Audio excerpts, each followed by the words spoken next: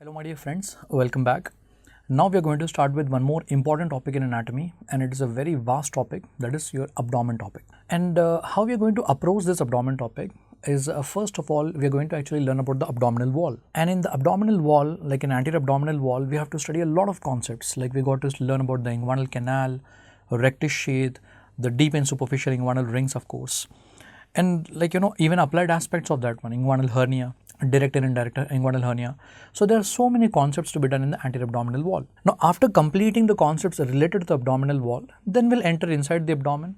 Inside the abdomen, we'll learn about the abdominal viscera along with the most important thing, that is the blood supply. Abdominal aorta, celiac trunk, superior mesenteric artery, inferior mesenteric artery, as well as the venous drainage, the vena cava, and even the portocaval anastomosis.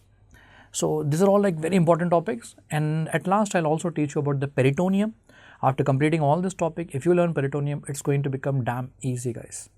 So that is the way how we are going to approach the entire abdomen topic. So without any delay, let's get started. First of all, I'll give you a little bit of introduction regarding some simple things but are important things, guys. Now please look at the screen there. We know our entire abdomen is divided into regions, and the entire abdomen is divided into totally 9 regions based on or with the help of like 4 planes. There will be 2 vertical planes and 2 horizontal planes. Now the vertical planes are quite easy, you can clearly see these are the 2 vertical planes over here, and those 2 vertical planes will be the mid-clavicular planes on either side. Whereas the 2 horizontal planes here, one will be just touching the lowermost costal cartilage, that is why it is the subcostal plane, and then another one will be the intertubercular plane, or we can say the transtubercular plane between the tubercles of that ilium bone. So these are the 4 planes with the help of which we are dividing the abdomen into totally 9 regions. So better we'll do one thing, let's draw our diagram over here to make the things easier. So start writing along with me, guys. Regions of abdomen. Remember, abdomen is totally divided into 9 regions. Abdomen is totally divided into 9 regions, and it is divided into 9 regions with the help of 4 planes. And out of these 4 planes, remember, there will be like 2 vertical planes, and then there will be 2 horizontal planes. So abdomen is totally divided into 9 regions with the help of 4 planes. There are 2 vertical and 2 horizontal. And we'll do one thing, we'll write the names of all these planes in the diagram itself. So let's start drawing the diagram now. Now imagine this one to be the xiphoid process. And you also have to remember, xiphoid process will be at which level? Remember, a xiphoid process will be at the level of T9. Xiphoid process will be at the level of T9. And then there will be like, we have already discussed this in the thorax topic also.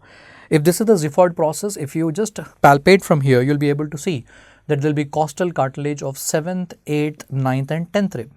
And together it is going to form the costal margin. So that costal margin will be ending, and that will be ending at the L1, that is at the lower border of L1, guys. So I'm just writing here L1, that too at the lower border of L1. You have this costal margin ending over here. The costal cartilage of 7th rib, 8th rib, 10th rib, and the 7th, 8th, 9th and 10th rib, guys. Now that is the reason why this horizontal plane here is referred to as subcostal plane. This is referred to as subcostal plane. So my intention for you people here is that you have to remember subcostal plane is present at which level. Remember, it is at the level of lower border of L2. Lower border of L2, guys. Subcostal plane will be at the lower border of L2. The next is intertubercular plane, or we can say the transtubercular plane. Remember, the transtubercular plane will be at the level of upper border of L5. Transtubercular plane will be at the level of upper border of L5. Upper border of L5. Now most of the time the students will be remembering like L1, L2, L3, L4, L5, but in the exams they'll be confusing you with upper border and the lower border. So remember, subcostal plane, I repeat again, it will be at the lower border of L2, whereas the transtubercular plane will be at the upper border of L5. Now once you're comfortable with this, the 2 vertical planes, mid-clavicular on one side, and there will be mid-clavicular plane on the other side, guys. No issues with that one, no confusion with that one here. Now once you are comfortable with all these 4 planes here, the 2 vertical and 2 horizontal planes, now let us try to give the names to all these 9 regions. You first start from the middle one. In the middle, you will be actually having the umbilicus here. That's the reason why this will be the umbilical region, and above the umbilical region this will be the epigastric region or epigastrium, and below the umbilical region it will be hypogastric region or hypogastrium. Hypogastrium, guys. So you start with the umbilical region first. Above the umbilical region there will be epigastrium, and below that it will be hypogastrium. And then on the either side of the epigastric region here, actually you'll be having the costal cartilages. And what is another name of the cartilage? It is nothing but chondrus. And this region will be below the chondrus. That's the reason why this region will be actually referred to as hypochondrium. It's hypochondrium. So one will be actually the right hypochondrium here, another one will be left hypochondrium. After hypochondrium, the next region definitely has to be the lumbar region, and this will be the right lumbar region here, and this will be the left lumbar region here. And similarly, the next one has to be the iliac region here, and this will be the right iliac, and this one here will be the left iliac region here, guys. So in this manner, in a very simple manner, we are able to divide the entire abdomen into 9 regions, and that with the help of these 4 planes here. Now apart from these 4 planes, we even have got some more important planes to be learned here, guys. One of the important plane will be the transtubercular plane. So let me just draw it here only. Another important plane here which will be passing at the lower border of L1 here.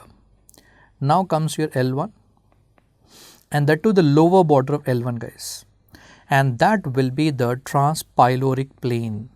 Transpyloric plane here. And from the name itself we can understand that yes, it is the one which is actually going to pass through the pylorus part of the stomach. That is the reason why transpyloric, lower border of L1. We have already completed the lower border of L2, where we have another imaginary plane, that is subcostal plane, passing from there. And then one more important thing is, I hope you have all learned about the hip bone, and hip bone will have like 3 parts: the ilium, ischium and the pubis. The upper expanded part, ilium will be having the crest. The highest part of that one is iliac crest, and touching both the iliac crest on either side, you will be actually having supracristal plane. There will be one more plane here, and that plane will be the supracristal plane. Supracristal plane, guys. And remember, supracristal plane is the one which is passing through the body of L4. It's neither the upper border or the lower border, it's at the body of L4, guys. And finally, the transtubercular plane at the upper border of L5. Perfectly done. So you have to remember the names of these planes and their important landmarks, at which level they are present. I repeat again once here for the last and final time, guys. Transpyloric plane will be at the level of lower border of L1. Subcostal plane will be at the lower border of L2.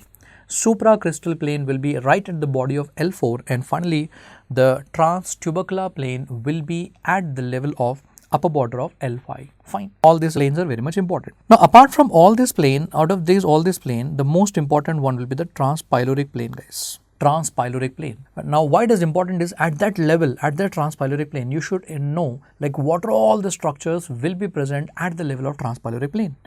So, let me tell you about all the structures at this level, at this plane here.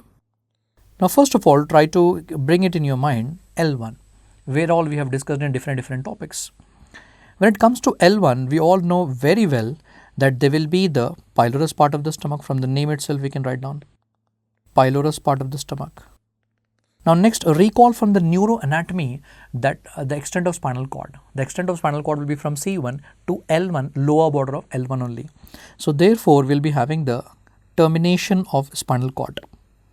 The spinal cord termination. Spinal cord termination will also be at the same level only. Not only that, we'll also have the origin of superior mesenteric artery. Origin of superior mesenteric artery. And at the same level, you also have the hilum of kidney. Then at the same level, you also have got the fundus of gallbladder. Fundus of gallbladder. And the most important thing, you'll also have the tip of 9th costal cartilage. The tip of 9th costal cartilage. Perfect. So these are all the structures which are found at the level of transpyloric plane, and that has been tested in the exam. You got to remember this one, guys. Fine. So to begin with the abdomen topic, we are starting with a general topic here, a small topic here, that is about the division of the abdomen into the 9 regions and all the planes here, guys. So I hope it is comfortable.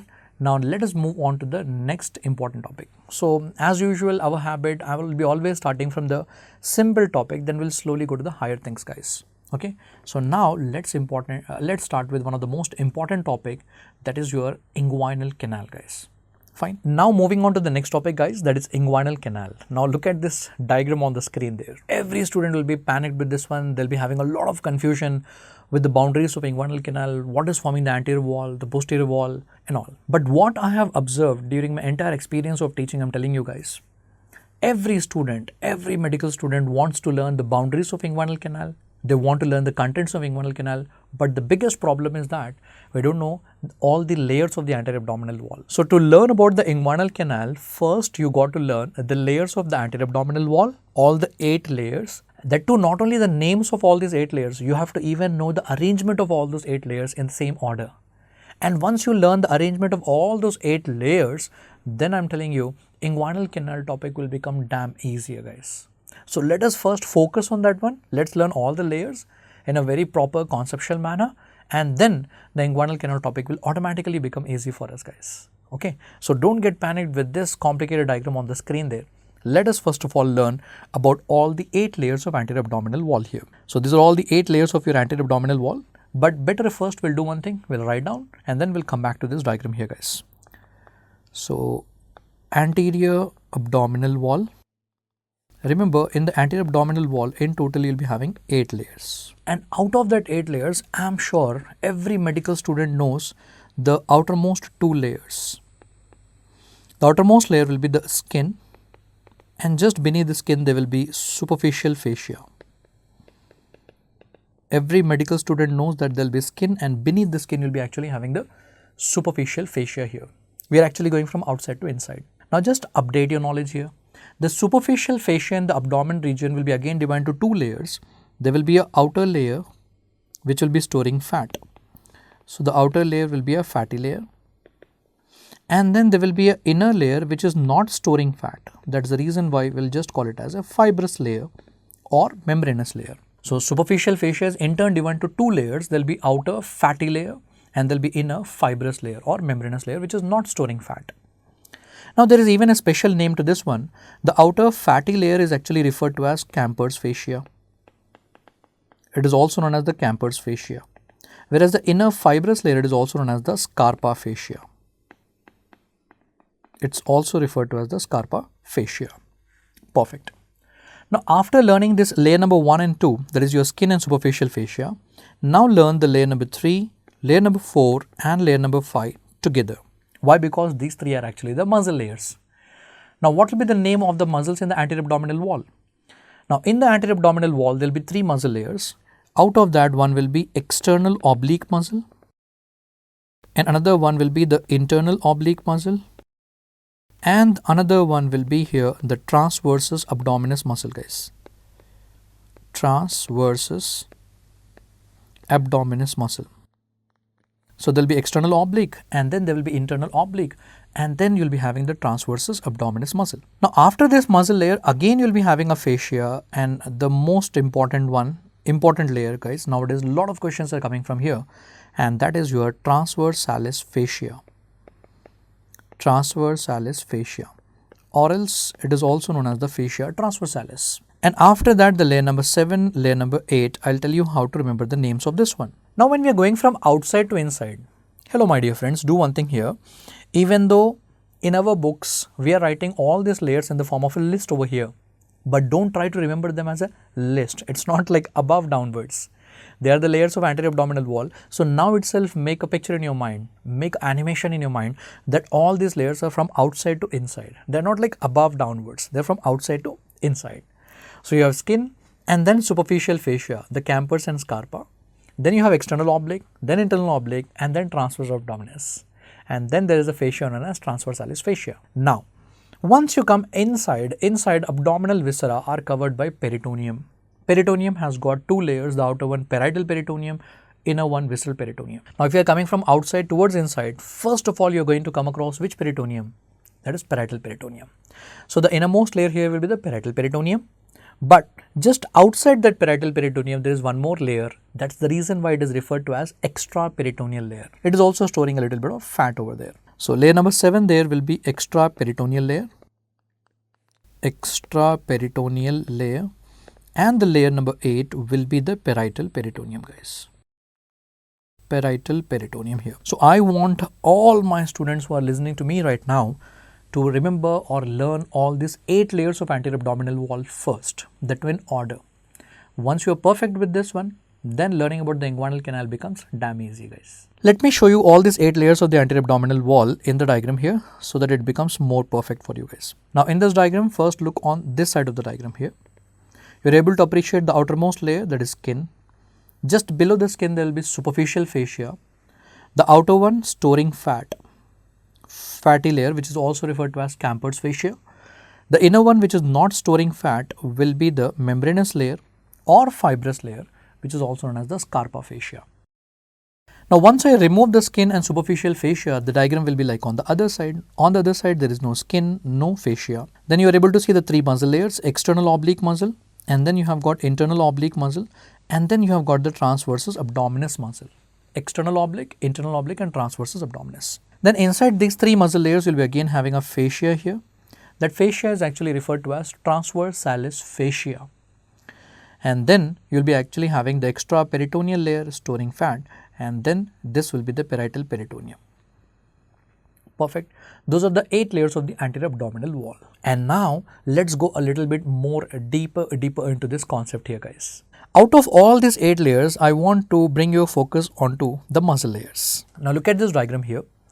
There is a muscle coming from the lateral aspect here. That will be your external oblique muscle.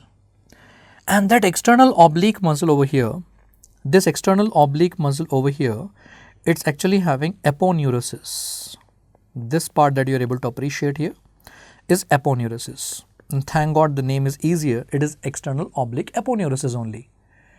And that external oblique aponeurosis from either side will be coming and joining at this middle shallow depression in the middle, guys. There will be a slight depression in the middle, that white line in the middle, that is known as linea alba. Alba meaning the white. Linea alba. It's coming and joining there. Perfect. Now suppose if I cut and remove this external oblique muscle, just now we have learned all the layers in order. If you have removed the external oblique muscle, then definitely I should be able to find the internal oblique inside. Okay. So this is the external oblique muscle over here. I am just removing this one here. Then just inside that you are able to appreciate internal oblique muscle, and that internal oblique muscle will also have exactly the same thing, aponeurosis. And thank God, name is not at all different. It is internal oblique muscle. It is having internal oblique aponeurosis, and even that is also coming and meeting at linea alba. Now if I remove this muscle from here, then I will be able to appreciate the transversus abdominis muscle. External oblique, internal oblique, and this one is transversus abdominis. And absolutely the same concept here also. Even that muscle also has got an aponeurosis over here, guys. So basically what I am trying to put in your mind is that in the anterior abdominal wall, from the lateral aspect, we are having 3 muscles and along with their respective aponeurosis. So external oblique muscle, external oblique aponeurosis, internal oblique muscle, internal oblique aponeurosis, and transversus abdominis muscle along with the transversus abdominis aponeurosis. And all these 3 aponeurosis will come in the middle. In the middle, you already have a muscle there, that is rectus abdominis muscle, your favorite one, which is actually forming that packs, 6 packs. Rectus abdominis muscle, and that rectus abdominis muscle along with a small muscle there, pyramidalis, don't worry, I'll show you that later on. But that muscle in the middle will be enclosed by the 3 aponeurosis coming from the lateral side. So that rectus abdominis muscle will be enclosed by the 3 aponeurosis coming from the lateral side, and they are the one which are going to form the rectus sheath in the middle, guys. They are going to form rectus sheath in the middle there. Understanding? So don't worry about the rectus sheath right now. We are going to learn about that topic in detail later on. But right now my intention is making that concept ready, making that foundation rock solid in your mind. Okay, what is rectus sheath? So rectus sheath is the one which is enclosing the rectus abdominis muscle, and it is in turn formed by the 3 aponeurosis of those muscles coming from the lateral aspect. Keep that point in mind. Now apart from that, one more thing that I want you all to appreciate here, or one more concept that I want you to learn here, external oblique muscle and its aponeurosis. If you see the external oblique aponeurosis, the lower part of that one, I mean to say the inferior most part of that one, it's folded. it's actually folded inside, and that itself is actually referred to as your ligament there, and this ligament is nothing but your inguinal ligament. So basically, what is inguinal ligament? Remember, inguinal ligament is nothing but the thickening or the modification of nothing but external oblique aponeurosis only. So let me tell you a few points regarding the inguinal ligament over here, guys. So first of all, what is inguinal ligament itself? Remember, inguinal ligament itself is nothing but thickening of external oblique aponeurosis. External oblique aponeurosis, thickening of that one or modification of that one, we can say. Now you suppose this one here will be the anterior superior iliac spine, and for example, if this one here will be the pubic tubercle. Perfect. So pubic tubercle, the pubic crest and the pubic symphysis over there, but don't get confused with all of them right now. So anterior superior iliac spine and the pubic tubercle. Now between these two, you'll be able to appreciate that ligament. That ligament is nothing but the inguinal ligament. So basically, what is inguinal ligament? Remember, inguinal ligament is nothing but the thickening or the modification of external oblique aponeurosis itself. Understanding? The lowermost part of that one is not like simply going there plain and attaching somewhere. No, it's actually folding in, and that fold is forming a thickening below. That is nothing but inguinal ligament. Now this inguinal ligament in turn has got like three modifications. Modification number one.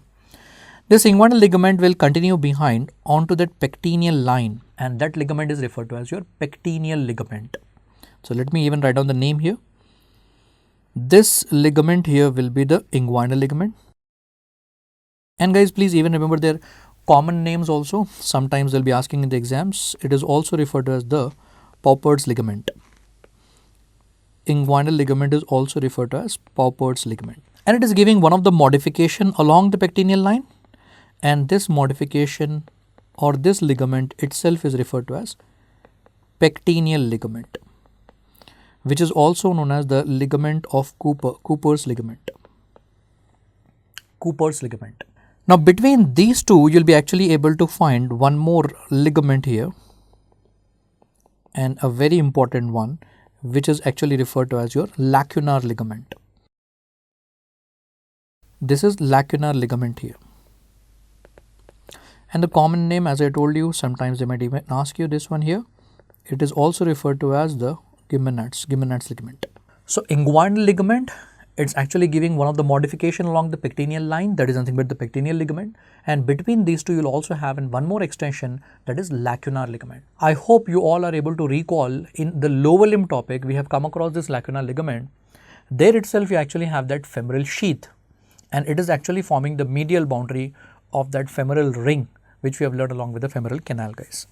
So lacunar ligament. Apart from that, one more modification. Just now I said you there will be a white line in the middle, that shallow depression or that white line in the middle, that is referred to as linea alba. Now this inguinal ligament will also give certain fibers which are reflecting back here. From the inguinal ligament, these fibers are going to reflect back, and they are going and getting attached again to the linea alba. And these fibers are just simply referred to as the reflected fibers or reflected part of inguinal ligament. So this is the reflected part of your inguinal ligament, guys. So let me just repeat here, what are the three modifications of inguinal ligament in turn? The three modifications are, number one, a reflected part of the inguinal ligament itself, which is actually going towards the linea alba. Number two, the lacunar ligament. And number three, the pectineal ligament. All these three are the modifications of inguinal ligament. And what is inguinal ligament? It is in turn the modification of external oblique aponeurosis.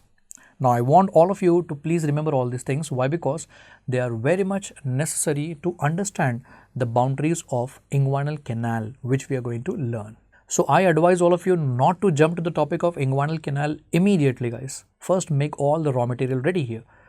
So we are done with the anterior abdominal wall, all the 8 layers in order. Then we have seen the modification, that is inguinal ligament, and in turn the 3 modifications of the inguinal ligament, guys. Now once you are clear with all these things, welcome back here.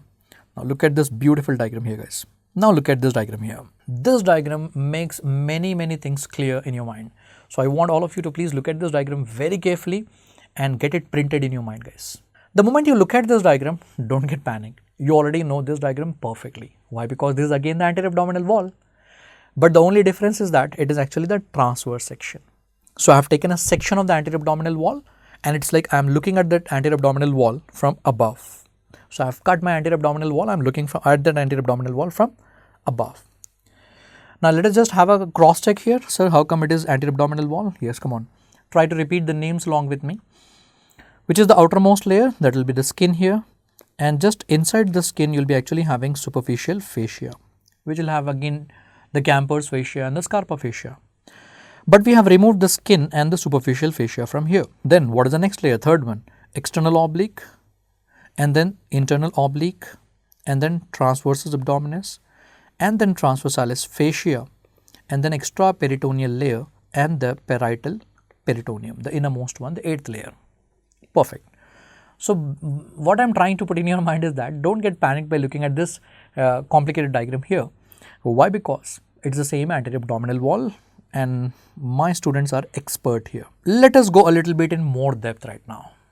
Now I am going to give you 3 points, and all that 3 points are extremely important for examination point of view, guys. Look at this diagram. In this diagram, layer number 6, that is transversalis fascia. Transversalis fascia will actually have one oval shaped opening here. Oval shaped opening.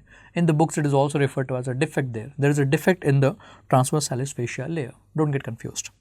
And that opening or that ring is actually referred to as your deep inguinal ring. Deep inguinal ring is present in which layer of the anterior abdominal wall? Transversalis fascia. That is our point number 1. Then welcome to the point number 2. In the layer number 3, guys, that is external oblique aponeurosis, you will be able to find one triangle shaped opening over here, and this triangle shaped opening over here is referred to as your superficial inguinal ring. So from here we understand that superficial inguinal ring is present in external oblique aponeurosis. Second point. Now welcome to the point number 3. What are the layers in the middle? Now you will understand why should you learn all the layers, guys. Come on. What are the layers in the middle of these two? External oblique, just inside that internal oblique, and then transversus abdominis. So here I am able to find internal oblique muscle, and this is the transversus abdominis muscle. Just follow their aponeurosis. These internal oblique muscle fibers followed by the aponeurosis here, and then the transversus abdominis muscle fibers and followed by the aponeurosis here. You will be able to appreciate one thing. Both of these aponeurosis will combine together, and together they are actually going to form conjoint tendon, which is also referred to as falx inguinalis. Even that itself is an MCQ already asked in the exam. What is this conjoint tendon made up of? It is nothing but internal oblique plus transversus abdominis. I mean to say, join the 2 layers in the middle here. So whatever 2 layers are there in the middle, just join them together. So internal oblique and transversus abdominis aponeurosis will combine together to form conjoint tendon. And I want all my students to first remember these 3 points here. So let us just repeat that again. Point number 1, deep inguinal ring is present in transversalis fascia. Point number 2, superficial inguinal ring is present in external oblique. And finally, the point number 3, conjoint tendon is a combination of internal oblique and transversus abdominis aponeurosis. Now, once you learn that, welcome to the conclusion of this one. Let's join the deep inguinal ring with the superficial inguinal ring. Join the deep inguinal ring with the superficial inguinal ring, and that will lead to the formation of a canal. That canal is actually referred to as your inguinal canal. Here comes the final thing, inguinal canal, from where we started. So follow my method here, guys. That is the best way. Start from the scratch, know all the layers, then you will enjoy learning this concept. Otherwise, directly if you jump learning inguinal canal and the boundaries of that, you'll go mad. So the best way, follow all the things in a sequential manner. So let's get started now with the inguinal canal. So what is the extent of inguinal canal? Where do you exactly find that? Remember, it extends from inguinal canal, it extends from deep inguinal ring to superficial inguinal ring. Point number 1. Now, where is the exact location of this inguinal canal? Where do you find this inguinal canal exactly? Remember, it is above and medial. It's above and medial to inguinal ligament. Inguinal ligament. Now let me show you a small picture here so that you understand what is the meaning of this one here, guys. Just look at this diagram here. Just now I told you there will be anterior superior iliac spine, and then here you will be able to appreciate the pubic tubercle, and between them you will be able to identify that there is a ligament here known as inguinal ligament. Just above that inguinal ligament you are able to appreciate that there is a deep inguinal ring here, and then there will be a superficial inguinal ring. Join them together, inguinal canal. So where exactly do you have that inguinal canal? Remember, it's above and medial. It's above and medial to the inguinal ligament. So it's above the inguinal ligament and medial to the inguinal ligament here. Now what exactly is the length of this inguinal canal? Welcome to the point number 3 now. So after the location, the next thing is length. What exactly is the length of the inguinal canal? Approximately it's 4 centimeters. But in some of your exams, it has been even given as like 3.8 centimeters also. In some of the options, it has been mentioned as 3.75 centimeters also, guys. So you can just answer according to the options given over there. Approximately, we say it is like 4 centimeters, but to be very specific, it is 3.75 centimeter, guys. Now, once you are done with all this introduction, the extent, the location, and the length of the inguinal canal, now welcome to the most important thing, the boundaries of inguinal canal. To learn the boundaries of inguinal canal, let's draw the diagram that we have discussed, guys. Now there is a layer in which you will be having oval shaped deep inguinal ring. Deep inguinal ring. So if there is deep inguinal ring present over there, definitely this is transversalis fascia. This is transversalis fascia. Then there is a layer in which you will be actually having a triangle shaped superficial inguinal ring. Now, if this is the superficial inguinal ring present here, definitely it is external oblique aponeurosis. Join this deep inguinal ring with the superficial inguinal ring. Together it is going to form a canal, and that canal is nothing but your inguinal canal. Now, so what about the layers in the middle now? Welcome here. There will be internal oblique muscle here, and inside that you'll be actually having the transversus abdominis muscle here. What about their aponeurosis? What is happening with the aponeurosis here?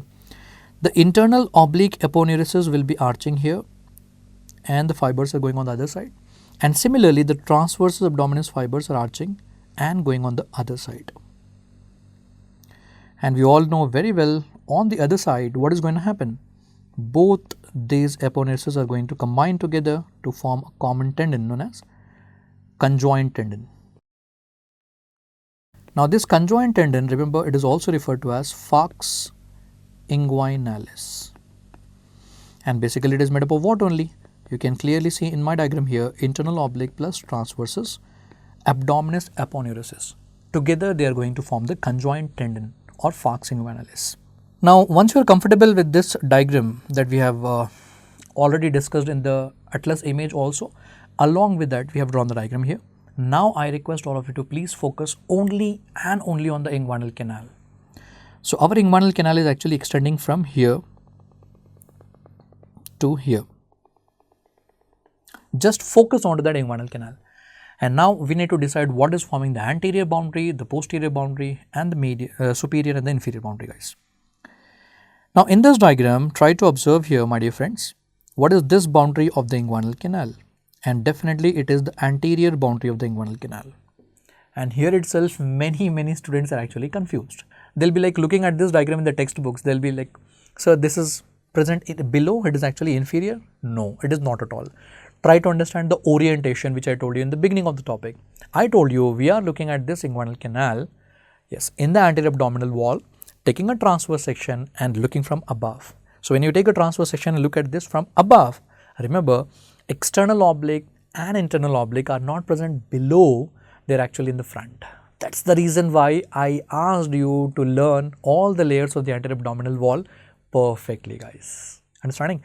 External oblique, internal oblique and transversus abdominis, they are not at all present inferiorly, they are not below, they are present in the front, outside to inside. So that is going to form anterior boundary, and similarly this is the one which is going to form your posterior boundary. So what is the anterior wall or the anterior boundary of inguinal canal? I can clearly appreciate number 1 external oblique, and number 2 I can even appreciate internal oblique here. So these two are going to form the anterior boundary, whereas posterior boundary will be formed by transversalis fascia here, and then even the conjoint tendon. And not only the conjoint tendon, let me include one more thing here. I told you inguinal ligament will actually have a reflected part. I told you about the 3 modifications few minutes back. Inguinal ligament will give like 3 modifications: pectineal ligament, lacunar ligament, and reflected part. And the reflected fibers or the reflected part of the inguinal ligament are going on the other side. So you just try to imagine here, this will be the reflected fibers or the reflected part of the inguinal ligament, guys. A reflected part of inguinal ligament, and that is also contributing to the posterior boundary of the inguinal canal. So let us just write down all these boundaries here, guys. So what is forming the anterior boundary of the inguinal canal? It is formed by external oblique and internal oblique. And what is forming the posterior boundary of the inguinal canal? It will be formed by transversalis fascia along with conjoint tendon, and along with that even the reflected part of inguinal ligament, of course. Now one thing which I want to clarify more in depth here, like what else they're asking in the exam. Now guys, for the last and final time, please concentrate on the anterior boundary of the inguinal canal. What do you have right in front of the inguinal canal? External oblique and internal oblique. But out of those two, which one is forming the complete anterior boundary? Completely it is by only external oblique. External oblique is going to form the complete anterior boundary, whereas internal oblique is just present laterally. That is the lateral aspect, okay? Now, so internal oblique is just present laterally. So they are even asking these type of questions in the exam. So inguinal canal, what is forming the anterior boundary completely? Completely it will be by external oblique. Perfect. And which is going to form the anterior boundary but only laterally, anteriorly and laterally, and that is your internal oblique. Now similarly, what is going to form the posterior boundary? Posterior boundary is formed by transversalis fascia, and transversalis fascia is going to form the complete posterior boundary of the inguinal canal, whereas the conjoint tendon and the reflected part are just strengthening that medially. They are present towards the medial side. So you got to remember what is going to form the anterior boundary completely, external oblique, and it is actually strengthened on the lateral aspect along with internal oblique. Similarly, what is going to form the posterior boundary completely? Transversalis fascia, and it is strengthened on the medial side by conjoint tendon and along with the reflected part of the inguinal ligament. This is the part where I have observed like most of the students will be getting confused. Now once you are done with the anterior boundary and the posterior boundary, superior and inferior are extremely easy, guys. I hope you can clearly appreciate in my diagram here, this diagram here, what is present superior to the inguinal canal, above the inguinal canal. We can clearly see the fibers of internal oblique arching above that one, and the fibers of even the transversus abdominis are arching above that one. So what do you have above the inguinal canal? Internal oblique and transversus abdominis. And what do you have below? Just now I told you, below the canal there will be inguinal ligament. Why? Because we have learned in the location itself, where do you have the canal? The canal is above the ligament. So what do you have below that one? It should be inguinal ligament only. So what is going to form the superior boundary of the inguinal canal? Internal oblique plus transversus abdominis. And what is going to form the inferior boundary of the inguinal canal? That is nothing but inguinal ligament. And on more medial side, I told you there will be one of the extension of the inguinal ligament, that is lacunar ligament. But not entirely, not throughout the length of the inguinal canal, guys, only towards the medial aspect, that is lacunar ligament. So these are all the boundaries of inguinal canal. I hope it is crystal clear with the help of this small diagram. So I request all of you to please draw this diagram, and after completing the topic, just practice this diagram once or twice, and you don't even have to mug up all the boundaries. Otherwise, mugging up all these anterior, superior, inferior and posterior just simply without understanding, it's quite difficult. Okay. Now once you are done with the boundaries of inguinal canal, the next thing is the contents of inguinal canals. Now what will be forming the contents of inguinal canal in male, and what will be the contents in female? In male, it will consist of spermatic cord along with the nerve. That nerve will be ilioinguinal nerve. And then in the female, there will be a round ligament of uterus, of course, along with the same nerve, guys, ilioinguinal nerve. So the contents of inguinal canal in male will be spermatic cord and ilioinguinal nerve, and in the female there will be a round ligament of uterus and ilioinguinal nerve, guys. Let me show you one diagram here so that the things will become a little bit clear here, guys. Now please appreciate this diagram. Look at this diagram here. This will be the diagram in the female, and in female this is the uterus that you are able to observe here. And uterus has got like many supports. I think you have learned in the obs-gynae part also, like broad ligament, round ligament, many supports of uterus.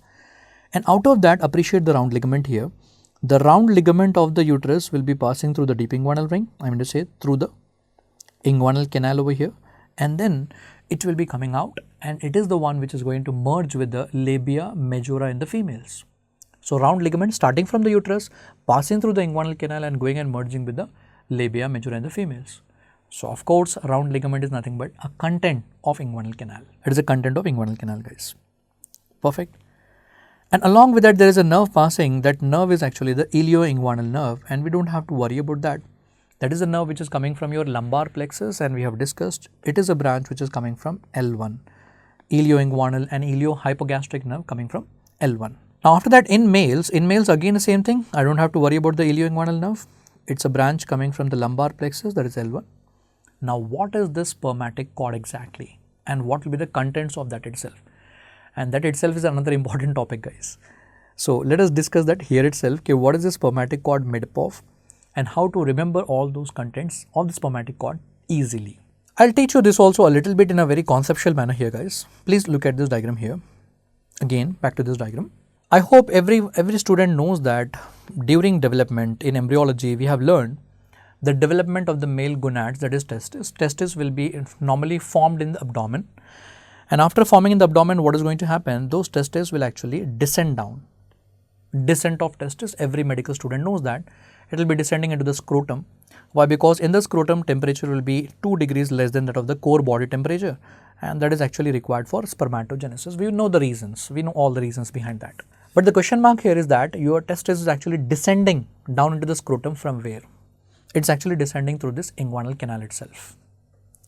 So just try to bring that concept in your mind. The testis is actually descending from the inguinal canal here itself. Okay, but sir, why are we discussing this right now? Why? Because I want you to learn it in a conceptual manner. Most of the students, the moment they are learning about the spermatic cord, they'll make a mnemonic A, B, C, D, okay, and they're trying to mug up that one. Please don't mug up. I'll tell you one simple concept here. Try to learn in that manner. If the testis is descending from down from the inguinal canal itself, it makes sense. Everything connecting to the testis should pass from here only. Artery, the vein, the nerve and the duct, everything should be passing from here only. Yes, of course. And all of them together are nothing but going to form the cord, spermatic cord. Okay. So if you just want to see this, I can even zoom this for you. You can just appreciate there. Yes, you are able to see that there is an artery there, the red colored one. Yes, testicular artery. And you are able to see that network of veins there, pampiniform plexus of veins. And then if you are able to see that nerve, yellow colored nerve over there, that is nothing but the genital branch of genitofemoral nerve. And then of course, testis is going to form the spermatozoa, and they have to actually come out through the duct, that is vasa deferens. And you are able to see a duct over there. It's so simple. So the artery, the vein, the nerve and the duct all together enclosed by that 3 fascia. External spermatic fascia, internal spermatic fascia, and in the middle of these two will be the cremasteric fascia. I repeat again, external spermatic, internal spermatic fascia. In the middle of this one will be the cremasteric fascia. Okay. But here I have observed one thing. Most of the students are confused about their derivatives. They are even asking derivatives in the exam. These fascia are actually the extensions of which layer? Let me make it simple for you. Now, it's like, for example, if this is the transversalis fascia, if you imagine my hand to be the transversalis fascia and the testis is actually descending, you just try to remember it like this. This is the easiest way to remember. If the testis is descending, so while the testis is descending through that transversalis fascia, it's not like piercing and coming out. It's actually carrying that fascia along with that. So, Let me use the same color over here. So from the transversalis fascia, you can clearly see certain fibers, the fascia which is continued here, and it is the one which is going to continue as your internal spermatic fascia. So internal spermatic fascia is nothing but the derivative from the transversalis fascia. Let us do it slowly here. Now similarly, the middle layer, that is cremasteric fascia should be, yes, the continuation of which two layers in the middle, sir? It should be the continuation of transversus abdominis and internal oblique. Why? Because I told you these two will be together forming the conjoint tendon. But out of these two, yes, it's very clear that transversus abdominis and internal oblique, they are going to form conjoint tendon. But out of those two, remember, only internal oblique is the one which is contributing for the formation of that cremasteric muscle and fascia. I hope you're getting the clarity. I repeat once more, conjoint tendon is formed by internal oblique as well as transversus abdominis. I agree with that. But when the testis is descending down, yes, only the fibers from internal oblique will be carried forward as cremasteric muscle and fascia. I hope it is very clear. And I'm using the same color over there. And the last and final layer to be crossed further will be your external oblique here. And external oblique fibers are also like, extending forward as external spermatic fascia. Lovely. That's the reason why I told you in the beginning, this diagram is going to help you a lot. So all the three layers, no need to mug up at all. We can clearly see in the diagram like they are extensions from which layer, guys. So let us do one thing. Let's write down all the things together at one place, and together they are going to form the spermatic cord, guys.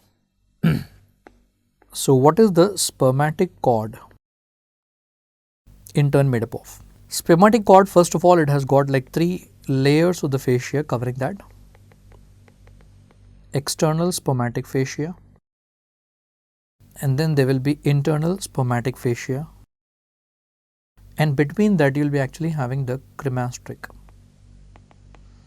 muscle and fascia. There will be even the muscle fibers, the cremasteric muscle fibers along with the fascia. And here itself, let us write down their derivative. We don't have to draw the diagram again and again.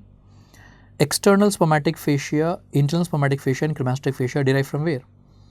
External spermatic fascia is just the continuation of external oblique aponeurosis. Perfect.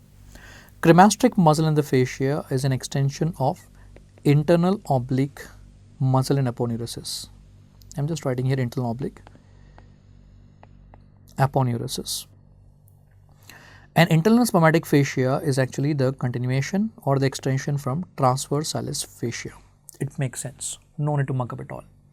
And if you even mug up without understanding, you will not be able to retain that for a longer time. Try to learn in my way. Easy. After that, the artery. What is the name of the artery supplying the blood to the testis? It's testicular artery. And next is the vein. What is the name of the vein? There will be actually a network of vein, that is pampiniform plexus of veins. Pampiniform plexus of vein. And then after that, the nerve here. The name of the nerve which is passing through the spermatic cord will be genital branch of genitofemoral nerve. Genital branch of genitofemoral nerve. So artery, vein and the nerve which are actually supplied to the testis. Then testis is the one which is going to form spermatozoa. The spermatozoa has to come out through a duct, and that duct will be the vasa deferens. Vasa deferens.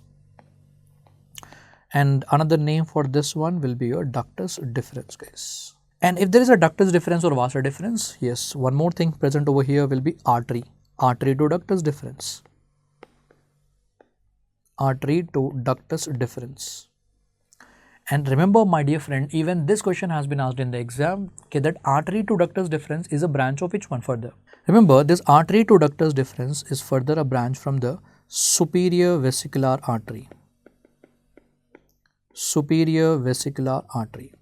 From the name itself, we can understand that vesicular artery is the one which will be supplying to the urinary bladder, vesicle. And for urinary bladder, you will be actually having superior and inferior vesicular artery, and no confusion about that. It's given very clearly in the Gray's Anatomy that most commonly, the artery to ductus deferens will be a branch from superior vesicular artery, not the inferior. It is actually a branch of superior vesicular artery. Then finally, you also have a remnant of processus vaginalis also here. There will be a remnant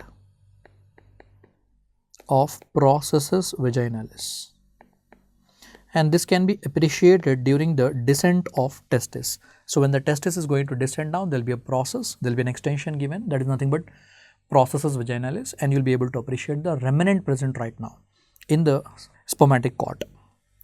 And finally, you can also include the cremasteric vessels here. There will be even the cremasteric vessels present in the spermatic cord. So these are all the contents of the spermatic cord. These are all together going to form a cord, that is spermatic cord, and that spermatic cord is internal content of your inguinal canal, guys. Hope I told you in a very simple manner. Hope it is easy to remember rather than mugging up with some mnemonic and all. It is not even possible to retain for longer time. So this is the best way to learn about the contents, guys. So what are the contents of inguinal canal in male and female? In male, you have got the spermatic cord along with the ilioinguinal nerve, and in the female, there will be round ligament of uterus along with the ilioinguinal nerve. Now, one more thing which I want to include here, out of these contents, you need to learn which is a true content and which is a false content. Before moving towards the true and false content, let me teach you like what is the meaning of true content and false content. For example, if this is oval shaped deep inguinal ring, and if this is that triangle shaped superficial inguinal ring, join them together, it is going to form your inguinal canal. Perfect. If any content is going to enter the inguinal canal through the deep inguinal ring and that is going to come out through the superficial inguinal ring, that content is actually referred to as a true content. The content which will enter through the deep inguinal ring and come out through the superficial inguinal ring will be a true content. But there will be some content which will be piercing through the posterior wall, entering into the inguinal canal and coming out from here, and this will be referred to as your false content. So what is the meaning of a false content? It is going to pierce through the posterior wall, enter the inguinal canal and come out through the superficial inguinal ring. Now out of these two contents, we need to decide which is a true content and which is a false content. And obviously nerve, ilioinguinal nerve, it is the one which is going to pierce through the posterior wall and enter. So therefore, ilioinguinal nerve is the one which is a false content. It is a false content both in male and the female. Whereas spermatic cord will be actually a true content in males and round ligament of uterus will be a true content of inguinal canal in females. That is one more additional point that you got to remember here out of this content, which is a true and false content. But first understand the concept behind that. Anything which enters the inguinal canal through the deep inguinal ring and coming out from superficial inguinal ring will be a true content. The one which is piercing from the posterior wall will be the false content, and that is your ilioinguinal nerve. And this completes one big topic, that is your inguinal canal. And my dear doctors, remember that. And again, I am telling you for the last and final time at the ending part of this topic here, please remember that. I have seen like thousands and thousands of students directly jumping to this topic of inguinal canal, wanting to learn the boundaries and contents and ending up only in mugging.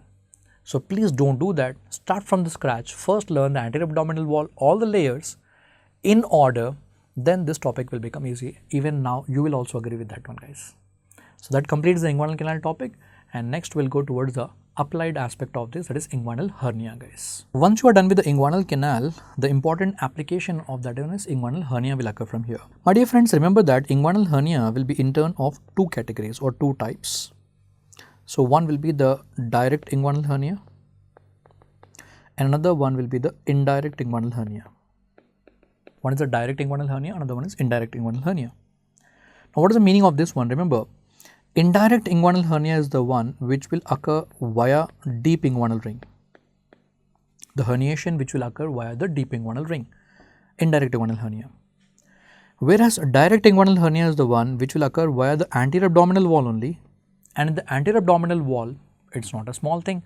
This complete thing is anterior abdominal wall here. But in that exactly from where? Exactly through a triangle, and that triangle is referred to as Hasselbalch's triangle. Hasselbalch's triangle. So indirect inguinal hernia will occur via the deep inguinal ring, whereas direct inguinal hernia will occur via Hasselbalch's triangle. First of all, let me make you people understand this, and then we'll see the boundaries of Hasselbalch's triangle. So for example, if this is the anterior abdominal wall here, this is just for the sake of representation here, guys. So if this is your anterior abdominal wall, Now somewhere here will be the inguinal canal, the deep inguinal ring, the superficial inguinal ring and the canal.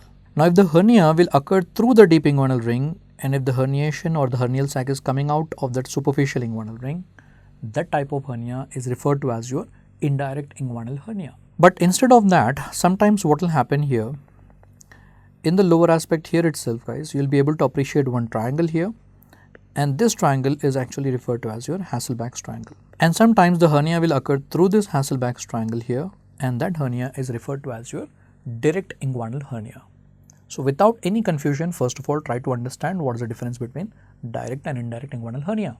So I repeat for the last and final time, indirect inguinal hernia will occur via the deep inguinal ring, whereas direct will occur via the Hasselbalch's triangle. Now my intention here is, what they'll be asking in the exam, if there is a triangle, definitely in the exam, they'll be testing the boundaries of this triangle. So let us try to understand the boundaries of Hasselbalch's triangle in the easiest manner possible.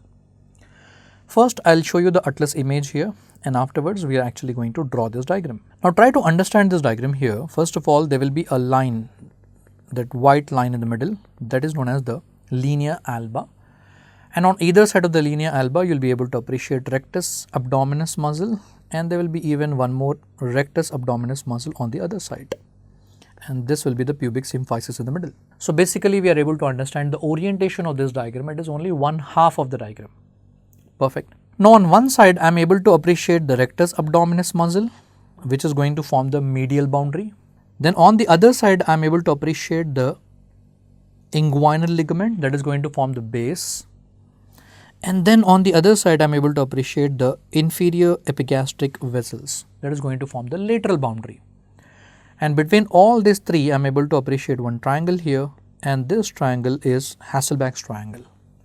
So Hasselbalch's triangle base is formed by inguinal ligament, medially there will be rectus abdominis muscle, and laterally you will be actually having inferior epigastric vessel. Between these three you are able to appreciate the Hasselbalch's triangle, also known as the inguinal triangle, through which hernia will occur? Yes, it will be the direct inguinal hernia which will occur through the Hasselbalch's triangle. So better, let's draw the diagram of this one so that we remember it more better. So Hasselbalch's triangle, first of all remember the another name of that, it is also known as inguinal triangle. Hasselbalch's triangle, it is also known as the inguinal triangle. Now imagine this one here to be the pubic tubercle crest and symphysis, the pubic tubercle and the crest and symphysis here. In the middle you will be actually able to appreciate, there will be a shallow depression, that white line in the middle, linea alba. Then on either side you are able to appreciate that there will be a muscle here, a rectus abdominis muscle, rectus abdominis muscle. Then suppose if there is a anterior superior iliac spine here, and if this is the pubic tubercle over here, between these two we will be able to appreciate one ligament. And I told you already that ligament is nothing but your inguinal ligament. And then here you will be able to appreciate those inferior epigastric vessels, both artery and vein, and between these three there is a triangle, and this triangle is referred to as the Hasselbalch's triangle. This triangle will be the Hasselbalch's triangle, guys. Perfect. So let us just write down the notes here. What is the name of this ligament? Inguinal ligament. And remember that is going to form the base of Hasselbalch's triangle. Then what is going to form the medial boundary? Medial boundary is formed by rectus abdominis muscle. And if you want to be like more specific about this one, medial boundary is going to be formed by rectus abdominis muscle. If you appreciate in the diagram, that is actually the lateral boundary of the rectus abdominis. And that lateral boundary of the rectus abdominis muscle is referred to as linea semilunaris. Linea semilunaris, and that is going to form the medial boundary of Hasselbalch's triangle. So base will be formed by inguinal ligament, and the medial boundary is formed by rectus abdominis muscle, and to be more specific, that is linea semilunaris part of the rectus abdominis. Then what is going to form the lateral boundary? In this diagram we can clearly appreciate these are the inferior epigastric vessels. Inferior epigastric vessels, and these are the one which are going to form the lateral boundary of Hasselbalch's triangle. So if you draw this diagram in this manner, I am sure you will not be able to forget that anytime, guys.